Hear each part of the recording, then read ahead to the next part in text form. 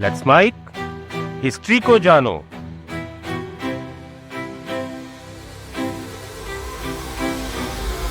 तारीख थी 21 सितंबर, साल था 1857। दिल्ली की गलियों में तोपों और बारूद का धुआं छट रहा था। अंग्रेजों ने दिल्ली पर कब्जा करने वाले विद्रोहियों को कुचल दिया और दिल्ली पर कब्जा कर लिया। लेकिन इस कब्जे के बाद अंग्रेजों ने जो किया वो शायद इंसानी इतिहास के सबसे क्रूर औपनिवेशिक बदलों में से एक था। ब्रिटिश सेना ने दिल्ली पर दोबारा कब्जा तो कर लिया, लेकिन उनकी ये जीत किसी न्याय या कानून की वापसी नहीं थी। यह एक अंधी और संस्थागत क्रूरता की शुरुआत थी। दिल्ली ने बहुत ही सभ्य मानी जाने वाली व्हाइट रेस की जो बर्बरता देखी, उसके सामने शायद नादिर शाह और तैमूर लंग जैसे आक्रमणकारी भी छोटे पड़ जाए। शहर के मशहूर रिहायशी मोहल्ले कच्चा चलान में लगभग 1400 निहत्थे लोगों को उनके घरों से घसीट कर एक लाइन में खड़ा किया गया और बिना किसी मुकदमे के, बिना किसी सुनवाई के अंधाधुंध मौत के घाट उतार दिया गया। अंग्रेज सेना के 19 साल के सैनिक एडवर्ड विबार्ड ने अपनी चिट्ठियों में इस मंजर को दर्ज करते हुए लिखा है कि किस तरह औरतों के सामने उनके पतियों और बेटों को गोलियों से भून दिया गया। लाल किले के बाहर खूनी दरवाजे पर ब्रिटिश खुफिया अधिकारी कैप्टन विलियम हॉटसन ने बादशाह जफर के 3 बेटों को पॉइंट ब्लैंक रेंज से खुद अपने हाथों से गोली मारी। अपनी पर्सनल चिट्ठियों में हॉटसन ने इस काम को भी जस्टिफाई किया, यह कहकर कि इन कमबख्त लोगों को धरती से मिटाकर उसे बहुत आनंद आया। सवाल है कि आखिर 82 साल के एक बूढ़े और बेबस मुगल बादशाह से अंग्रेजों को ऐसा क्या खौफ था कि उन्हें अपने ही बनाए कानूनों को ताक पर रख दिया। आखिर क्यों ये अंग्रेज इस कदर वहशीपन पर उतर गए। ये सिर्फ एक विद्रोह को कुचलना नहीं था, बल्कि ऐतिहासिक सबूतों को अगर देखें तो पता चलता है कि ये एक शहर के सांस्कृतिक अस्तित्व को मिटाने का सिस्टमेटिक अभियान भी था। लेकिन दोस्तों, यहाँ हिस्ट्री का बहुत ही क्रूशियल सवाल आता है। ट्रेड करने के नाम पर भारत आई एक सभ्य ब्रिटिश कंपनी रातों रात इतनी आक्रामक और खूंखार साम्राज्यवादी सत्ता कैसे बन गई। 1857 की गर्मियों में ऐसा क्या हुआ जिसने इन व्यापारियों के भीतर के खौफनाक चेहरे को बाहर ला दिया। आज मैं आपको इसी कत्लेआम की कहानी सुनाऊंगा जो 1857 के गदर के बाद हुआ। इस कहानी को बहुत कम लोग बताते हैं और बहुत कम लोग इस पर बात करते हैं, क्योंकि अक्सर दिल्ली पर होने वाले हमलों में हम तैमूर लंग और नादिर शाह के हमलों को ही सबसे बड़े हमले मानते हैं। लेकिन आज आपका ये वहम दूर हो जाएगा जब आपको पता चलेगा कि दिल्ली पर अंग्रेज़ों ने किस तरह से जुल्म ढाए थे 1857 के गदर के बाद। तो वीडियो को पूरा देखिएगा दोस्तों, क्योंकि अपना इतिहास नहीं जानोगे तो खुद को कैसे पहचानोगे। अंग्रेज़ों के हाथों हुए इस कत्लेआम और बदले की असली कहानी सितंबर में नहीं छिपी। इस कहानी की जड़ें उस दिन जाती हैं जब 57 के बगावत की दस्तक दिल्ली में हुई। 11 मई 1857 के दिन ईस्ट इंडिया कंपनी दिल्ली में दहल गई, जब मेरठ के बागी सिपाहियों ने दिल्ली में कदम रखा। गाय और सुअर की चर्बी वाले कारतूसों, दशकों से सुलग रहे राजनीतिक, आर्थिक और सामाजिक असंतोष, डॉक्ट्रिन ऑफ लैप्स जैसी पॉलिसीज और अवध के विलय के चलते यह विस्फोट हुआ था विद्रोह के रूप में। मिलिट्री लेवल पर भेदभाव के साथ साथ दूसरी कई वजहों ने मेरठ में विद्रोह का बिगुल बजाया। मेरठ में विद्रोह करने के बाद ये सैनिक 11 मई को दिल्ली पहुंचे, शहर पर कब्जा कर लिया। उस दौर के रईस और दरबारी अब्दुल लतीफ की डायरी तारीखी रोजना माचा में जफर की उस बेबसी का बहुत ही इमोशनल खाका खींचा गया। लतीफ लिखते हैं कि बादशाह की हालत ठीक वैसी ही थी जैसे शतरंज की बिसात पर शह दिए जाने के बाद बादशाह की होती है। बादशाह की बढ़ती उम्र की थकान, हथियारबंद सिपाहियों का दबाव और डिसीजन ना लेने की क्षमता, इसके बीच में जफर ने मजबूरी और हताशा में विद्रोहियों की बात को मान लिया। असल में उनके पास दूसरा कोई ऑप्शन अब बचा ही नहीं था विद्रोहियों की बात को मानने के सिवा। इसके अगले ही दिन यानी 12 मई को एक पुराने चांदी के सिंहासन को बाहर निकाला गया। मुगल बादशाहत की बहाली की घोषणा कर दी गई। बहादुर शाह जफर को 21 तोपों की सलामी दी गई। लेकिन यह नया सिस्टम शुरुआत से ही बहुत बिखरा हुआ और खून से सना था। सिपाहियों ने वो काम किए जिसने अंग्रेजों को बदले की आंख में झोंक दिया। बादशाह के सख्त विरोध और फरमानों के बावजूद बागियों ने दर्जनों अंग्रेज महिलाओं और बच्चों का बेरहमी से कत्ल कर दिया। मुगल दरबार के अधिकारियों ने सिपाहियों को रोकने की कोशिश की, लेकिन सेना पर किसी का कोई कंट्रोल नहीं था। सबसे बड़ी बात यह थी कि इस तरह की घटनाएं दिल्ली के साथ साथ कानपुर और लखनऊ में भी हो रही थी। इन घटनाओं ने 57 के विद्रोह को बहुत ही वायलेंट और बदले की भावना में बदल दिया। ये वो काम था जिसमें अब किसी भी तरह से शांति या समझौते की कोई गुंजाइश नहीं बची थी। इसके बाद दिल्ली में अंग्रेजों और विद्रोही सिपाहियों का एक लंबा प्रतिरोध चला। सिपाहियों ने संसाधनों को जुटाने और अंग्रेजों से लड़ाई लड़ने के लिए दिल्ली के अमीर साहूकारों, बैंकरों और व्यापारियों पर अच्छा खासा टैक्स लगाया, जबरदस्ती वसूली भी की। इस लगातार हो रही लूटपाट और प्रॉपर्टी के छिन जाने के डर ने शहर के अमीर और कुलीन वर्ग को विद्रोहियों के ही खिलाफ कर दिया। विद्रोही भी मजबूर थे, लेकिन उनकी लूटपाट के चलते जो विद्रोही सैनिक दिल्ली के लोगों को कल तक अपने रक्षक लग रहे थे, अब शहर के अमीरों को यही लोग लुटेरे नजर आने लगे। विद्रोहियों से बचने के लिए अमीर व्यापारियों ने अपना पैसा छिपाना शुरू कर दिया और विद्रोहियों की मदद करने से साफ मना कर दिया। विद्रोही दो फ्रंट पर लड़ाई लड़ रहे थे, एक पैसों के लिए दिल्ली के लोगों से और दूसरा अंग्रेजों से। वहीं दूसरी ओर अंग्रेज दिन पर दिन मजबूत होते जा रहे थे। 8 जून को ब्रिटिश आर्मी ने बादली सराय की लड़ाई में इंपॉर्टेंट जीत हासिल की। इस लड़ाई से शहर के नॉर्थ पर मौजूद दिल्ली रिज पर अंग्रेजों का कब्जा हो गया। रिज की लड़ाई से हुआ यह कि अंग्रेजों को दिल्ली में एक ऊंची जगह मिल गई। शुरुआत में जो ब्रिटिश आर्मी 30-40 हजार विद्रोहियों के सामने बहुत कम नजर आ रही थी, उसे रिज की ऊंचाई की वजह से एक बहुत बड़ी स्ट्रेटेजिक बढ़त मिली। हालांकि अंग्रेजों के लिए भी यह रास्ता आसान नहीं था। रिज के ब्रिटिश कैंप में हैजा और पेचिश जैसी महामारियां बुरी तरह से फैल गई, लेकिन विद्रोही क्योंकि अपनी इंटरनल दिक्कतों में उलझे हुए थे, इस वजह से वो अंग्रेजों की कमजोरी का फायदा नहीं उठा पाए। क्योंकि विद्रोह लंबा खिंच रहा था और विद्रोही लगातार लड़ रहे थे, इससे अंग्रेजों के बदले की भावना और उनका गुस्सा बढ़ता जा रहा था। इस बीच अंग्रेजों की मदद के लिए पंजाब से सिख, पंजाबी मुस्लिम और गोरखा रेजिमेंटों की लगातार सप्लाई होने लगी। इस बात ने इस लड़ाई को अंग्रेजों के फेवर में पलट दिया। अगस्त के आखिर तक ब्रिगेडियर जनरल जॉन निकोलसन की लीडरशिप में एक मूवेबल कॉलम और भारी तोपों के चलते अंग्रेजों ने दिल्ली पर दोबारा कब्जा कर लिया। 14 सितंबर के दिन ब्रिटिश पैदल सेना ने भारी गोलाबारी के बीच में बारूद से कश्मीरी गेट को उड़ा दिया और शहर के अंदर घुस गई। अंग्रेज जब शहर में घुसे तो वो इतने गुस्से में थे कि उन्हें विद्रोही सिपाही और आम आदमी में कोई फर्क नहीं दिखा। जब ब्रिटिश सेना ने कश्मीरी गेट तोड़ा तो अंदर घुसते ही उन्होंने सामने आने वाले हर शख्स को गोली मार दी।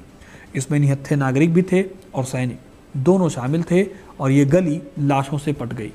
इसके बाद पूरे एक हफ्ते तक दिल्ली की सकरी सड़कों, बाजारों और मोहल्लों में बहुत ही क्रूर और भयानक स्ट्रगल हुआ। हर एक इंच, हर छत और हर गली के लिए जानलेवा लड़ाई लड़ी गई। विद्रोहियों ने लड़ाई लड़ी, लेकिन सेना की कमजोरियों के चलते और रसद की भयानक कमी की वजह से धीरे धीरे ये लोग पीछे हटने लगे। 21 सितंबर 1857 आते आते अंग्रेजों ने दिल्ली पर पूरा कंट्रोल इस्टेब्लिश कर लिया। इसके बाद दिल्ली में तांडव का खूनी खेल शुरू हुआ। 82 साल के बहादुर शाह जफर को अपने ही लाल किले के पिछले दरवाजे से भागकर निकलना पड़ा। निजामुद्दीन की दरगाह होते हुए वो हुमायूं के मकबरे में जाकर छिप गए। उनके साथ उनका परिवार और कुछ गिने चुने वफादार थे, लेकिन उनके अपनों ने ही उनके साथ धोखा किया। जफर के एक रिश्तेदार मिर्जा इलाही बख्श ने ब्रिटिश ऑफिसर विलियम हॉटसन को बादशाह के छिपने के ठिकाने का पता दे दिया। हॉटसन अपने सैनिकों के साथ, जिन्हें हॉटसन हॉर्स के नाम से जाना जाता था, वो उनके साथ मकबरे पर पहुंचा। मकबरे के चारों ओर हजारों हताश और भूखे नागरिकों और सिपाहियों की भीड़ थी। हॉटसन ने बहादुर शाह जफर को भरोसा दिलाया कि उन्हें पूरा सम्मान दिया जाएगा। बूढ़ी उम्र, हताशा और बीमारी से टूट चुके जफर के पास दोबारा वही सिचुएशन थी। उनके पास फिर कोई रास्ता नहीं बचा था। उन्होंने अपनी तलवार हॉटसन को सौंप दी। ये 300 साल पुराने उस मुगल साम्राज्य का फाइनली दी एंड था, जिसने कभी पूरे इंडियन सब कॉन्टिनेंट पर एक छत्र राज किया था। अंग्रेजों के दिल्ली पर कब्जा होने से लगा कि अब सब कुछ सही हो जाएगा, लेकिन अंग्रेजों के जो जस्टिस के दावे थे वो सिर्फ कागजों और झूठे वादों तक ही लिमिटेड थे। बादशाह के सरेंडर के ठीक अगले दिन 22 सितंबर को हॉटसन ने एक ऐसा काम किया जिसने पूरे ब्रिटिश हुकूमत की क्रूरता को बेनकाब कर दिया। जफर के 3 बेटे मिर्जा मुगल, खिज्र सुल्तान और उनका पोता अबू बकर, इन तीनों को बैलगाड़ी में लाद कर मकबरे से दिल्ली लाया जा रहा था। दिल्ली के खूनी दरवाजे के पास जब भीड़ जमा होने लगी तो हॉटसन ने बहाना बनाया कि शायद भीड़ उस पर हमला कर देगी। ये बोलकर उसने तीनों मुगल वारिसों को बैलगाड़ी से नीचे उतारा और उन्हें अपने शाही लिबास उतारने का आदेश दिया। जब इन लोगों ने अपने कपड़े उतारे तो हॉटसन ने अपनी कार्बाइन उठाकर पॉइंट ब्लैंक रेंज से इन तीनों को ही अपने हाथों से गोली मार दी। इसके बाद इनकी लाशों को चांदनी चौक की कोतवाली के सामने उसी जगह पर फेंका गया जहां कुछ महीने पहले बागियों ने अंग्रेजों की लाशें फेंकी थी। अपने प्राइवेट लेटर्स में हॉटसन ने इस घिनौने काम को यह कहकर सही ठहराने की कोशिश की कि इन कमबख्त लोगों को धरती से मिटाकर उसे बहुत खुशी मिली। मुगल वारिसों का यह कत्ल सिर्फ उस सिस्टमैटिक आतंक की शुरुआत थी जो अगले कई महीनों तक दिल्ली के आम लोगों को झेलना था। दिल्ली का डिक्लाइन सिर्फ एक मिलिट्री हार नहीं थी, ये एक पूरे शहर का सिस्टमैटिक जेनोसाइड जैसा था। जीत के बाद ब्रिटिश आर्मी ने बाकायदा प्राइज एजेंट अपॉइंट किए। इनका सिर्फ एक काम था, शहर को लूटना और मुगल खजाने को ढूंढना। शहर में लगभग 1.5 लाख की आबादी थी जो संगीनों के जोर पर जबरदस्ती उनके अपने घरों से खदेड़ दी गई। नवंबर की ठंड रातों और बारिश में हजारों लोगों को निजामुद्दीन, महरौली और पुराने खंडहरों में बिना छत और खाने पीने के मरने के लिए छोड़ दिया गया। शहर के अंदर अमीर गरीब का कोई भेद नहीं रखा गया। बदले की आग में अंधी हो चुकी ब्रिटिश आर्मी ने अंधाधुंध हत्याएं की और भयानक लूटपाट की। इस क्रूरता का सबसे भयानक हिस्सा कच्चा चलान जैसे रिहायशी मोहल्लों में देखने को मिला। थॉमस मेटकॉफ के बेटे थियोफिलस मेटकॉफ जैसे ब्रिटिश ऑफिसर्स ने बदले की आग में बिना किसी इन्वेस्टिगेशन के फांसियां देनी शुरू कर दी। चौराहे पर ब्लड स्टेन्ड स्क्वायर लगाए गए। ये टेम्परेरी इंतजाम था लोगों को फांसी देने के लिए। सिर्फ दिल्ली में नहीं, कानपुर और लखनऊ में भी ऐसे ही ब्लड स्टैंड स्क्वायर लगाए गए थे। कच्चा चलान में लगभग 1400 निहत्थे लोगों को एक कतार में खड़ा करके बेरहमी से गोलियों से भून दिया गया। एक 19 साल के ब्रिटिश सैनिक एडवर्ड विबार्ड ने अपनी चिट्ठियों में इस क्रूरता को डिटेल से बताया है। वो खुद एक्सेप्ट करता है कि किस तरह महिलाओं के सामने उनके पतियों और बेटों की हत्या की गई, घरों को आग लगा दी गई और खून से सनी सड़कों पर लाशों के ढेर लगा दिए गए। इन लाशों का अंतिम संस्कार भी नहीं हुआ, बल्कि इन्हें कुत्तों और गिद्धों के लिए छोड़ दिया गया। दिल्ली का चांदनी चौक जो अपने बाजारों से रोशन रहता था, वहां पर नील बर्न और जनरल नील के आदेश पर ब्रिटिश टुकड़ियां भूखे भेड़ियों की तरह घुसी। घरों के दरवाजों को कुल्हाड़ियों से तोड़ा गया, अंदर छिपे मर्दों को घसीट कर सड़क पर लाया गया, एक कतार में खड़ा करके उन्हें गोली मार दी गई। न कोई सुनवाई, न कोई रहम। जिसने भी भागने की कोशिश की उन्हें संगीनों से गोद दिया गया। चांदनी चौक की नहर जो कभी शहर की सुंदरता थी, उस दिन इंसानी खून से लाल होकर बह रही थी। इससे भी क्रूर घटना अगर आप देखो तो वो थी जामा मस्जिद के पास बने अस्थायी अस्पतालों में होने वाला अत्याचार। इन अस्पतालों में वो भारतीय घायल पड़े थे जो लड़ने की हालत में भी नहीं थे। ब्रिटिश सैनिकों ने इन सब बातों को ताक पर रखकर इन निहत्थे घायलों पर हमला बोल दिया। क्योंकि ये घायल भाग नहीं सकते थे, इसलिए संगीनों का इस्तेमाल किया गया ताकि गोलियों की बचत हो जाए। घायलों को उनके बिस्तरों पर ही तड़पा तड़पा कर मार डाला गया। चीखें बंद गलियों में दबकर रह गईं। ये केवल जीत का उन्माद नहीं था, बल्कि एक ऐसी नफरत थी जो बीमार और मरने की हालत में पड़े आदमी में भी अपना दुश्मन देख रही थी। आज अगर आप दिल्ली जाओ तो दरियागंज नाम की जगह अपनी किताबों के लिए फेमस है। इस दरियागंज में जो व्यापारी और पढ़े लिखे परिवार थे, उन्होंने खुद को घरों में कैद कर लिया था इस उम्मीद में कि शायद दीवारें उन्हें बचा लेंगी। लेकिन ब्रिटिश सैनिकों ने इन घरों को बाहर से बंद करके इसमें आग लगा दी। धुएं और लपटों के बीच घिरे परिवारों के पास दो ही रास्ते थे, या तो अंदर चलकर मर जाएं या बाहर निकलकर अंग्रेजों की गोलियों का सामना करें। कई घरों से औरतों और बच्चों के रोने की आवाजें घंटों तक आती रही, जब तक कि छतें गिर नहीं गई। पूरा इलाका एक शमशान घाट में तब्दील हो गया, जहां राख के ढेर के नीचे दिल्ली की एक पूरी पीढ़ी दफन हो गई। इन सबके बीच लाल किले की प्राचीर से जब अंग्रेजों ने शहर को देखा तो उन्हें वहां घर नहीं, बल्कि अपनी तोपों के रास्ते में नजर आने वाली बाधाएं नजर आई। सुरक्षा के नाम पर किले के चारों ओर एक बहुत बड़ी फायरिंग रेंज तैयार करने की बात कही गई। देखते ही देखते बारूद के ढेरों से सदियों पुराने मोहल्लों और नक्काशीदार हवेलियों और इसके साथ ही ऐतिहासिक कटरा बाजारों को उड़ाना शुरू कर दिया गया। इन धमाकों के साथ दिल्ली का सदियों पुराना आर्किटेक्चर ढेर हो गया। दोस्तों, ध्यान से देखें तो इस ट्रेजेडी ने दिल्ली की उस सांस्कृतिक और इंटेलेक्चुअल लाइफ को बर्बाद करके रख दिया जिसके लिए दिल्ली मशहूर थी। सदियों पुरानी शाही लाइब्रेरियों को जला दिया गया या फिर उनकी किताबें नीलाम कर दी गई।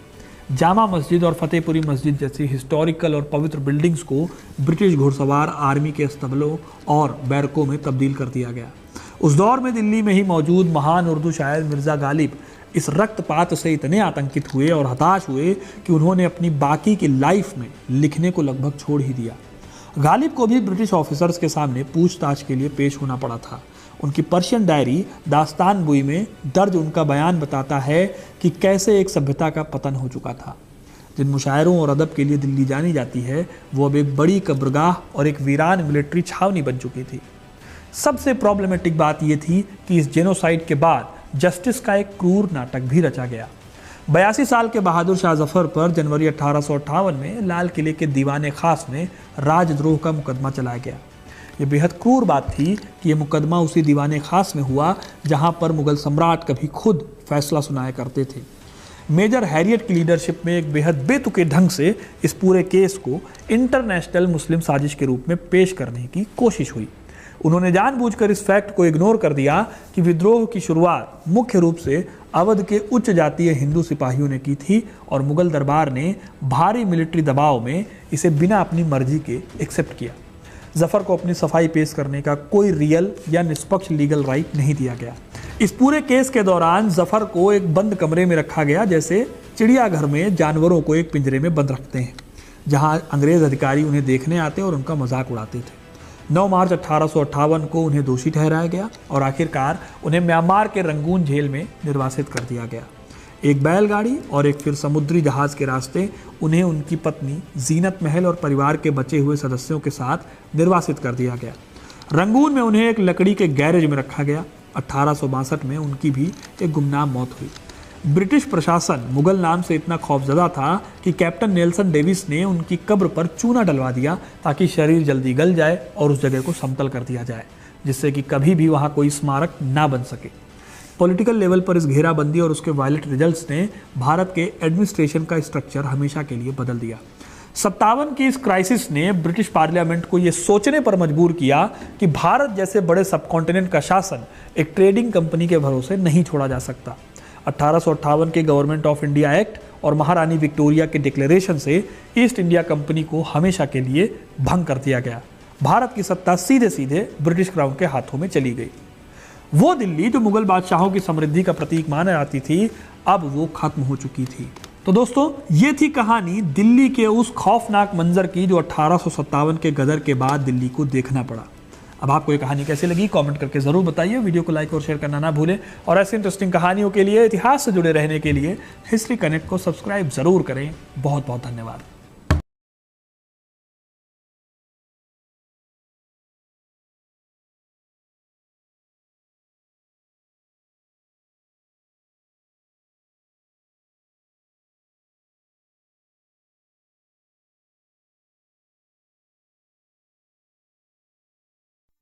आप सुन रहे थे let's mind more than radio. Follow कीजिए हमें हमारे सोशल मीडिया प्लेटफॉर्म्स पर।